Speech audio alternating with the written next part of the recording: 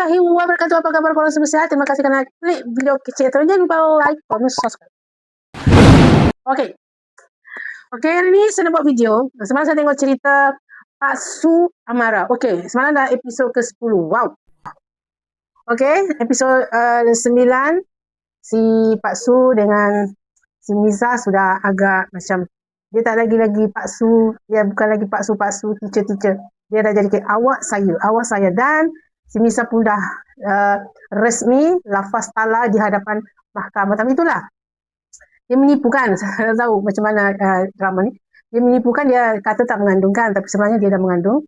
Dan si Wafi pula ingatkan, bila dah bercerai tu, dia kata bahagia ya sekarang, makin gemuk. dia cakap Miza makin gemuk. Okey, itu episod ni.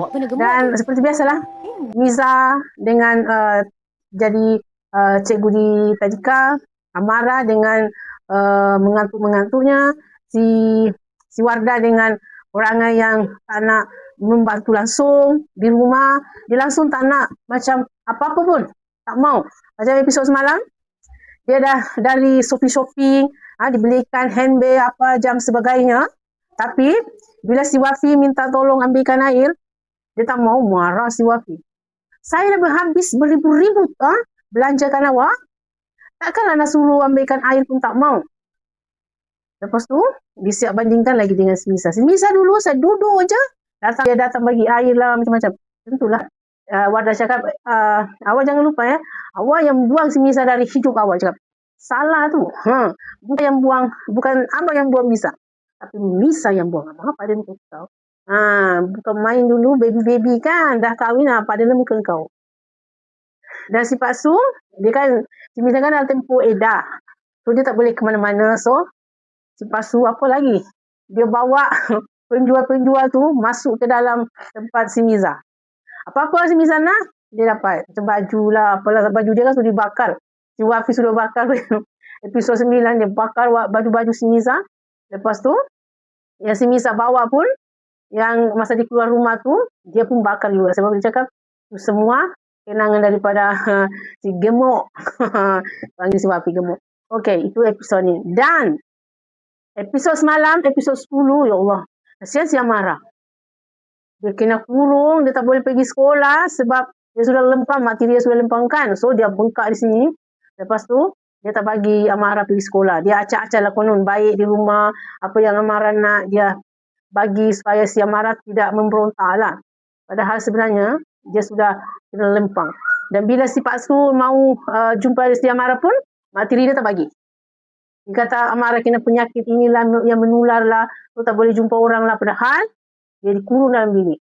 Bila bapak dia balik, bapak si Amara balik, dia tanya si Amara mana? Ya, mak tiri tu, bini dia pun cakap Amara kena rehat sebab dia tak sihat, dia demam, macam. Si Amara kena rehat lah konon sebab apa? Dia demam, so tak boleh jumpa siapa-siapa. Padahal jadi bila si Amara senyap-senyap turun, nampaklah, bapak dia nampaklah.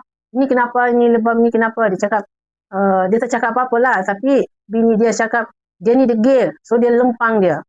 Baru dia tahu, kau lempang dia sentuh anak aku. Dia cakap lah, dia yang degil. Dia yang Amara ni yang tadi dia cakap, dia suruh mandi tak nak mandi, dia suruh makan tak nak makan. Semua dia cakap macam tu. Lepas tu bapak dia cakap apa tau?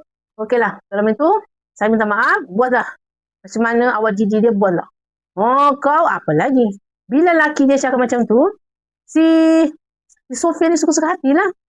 Dia kasi bangun si Amara, lambat sikit, dia tak mau, dia rotan tu, banyak kali dua. Kena belakang dia semua. Dan bila sampai ke tadika, cikgu Nisa sentuh dia macam kesakitan kan. Bila dia dah cek, datang pula mak tiri dia. Cepat dia balik keluar. Tapi lama-lama ketahuan juga. Bila dia datang lagi sekolah, dia terpegang lagi, dia punya bahu, dia rasa sakit lagi. So cikgu tu cek lah. Cikgu bisa cek apa yang jadi di apa sebenarnya yang terjadi.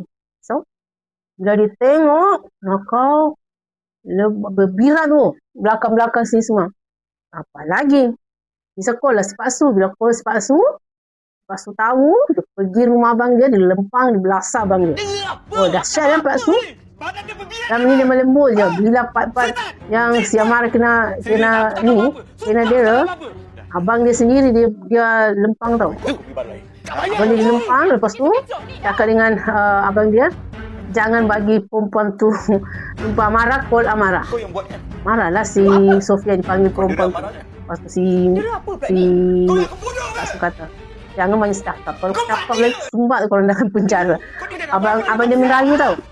Abang dia merayu supaya Pak Su tidak lapor polis. So Pak Su kata, okey, saya tak lapor polis. Tapi pastikan perempuan ni jangan telefon, jangan call Amara lagi. Pada ni kengkau. Betina ni Long, aku itulah tak yang lain-lain tu macam biasa. Si Wafi dengan perasannya. Lepas si Wardah jumpa si Misa tau.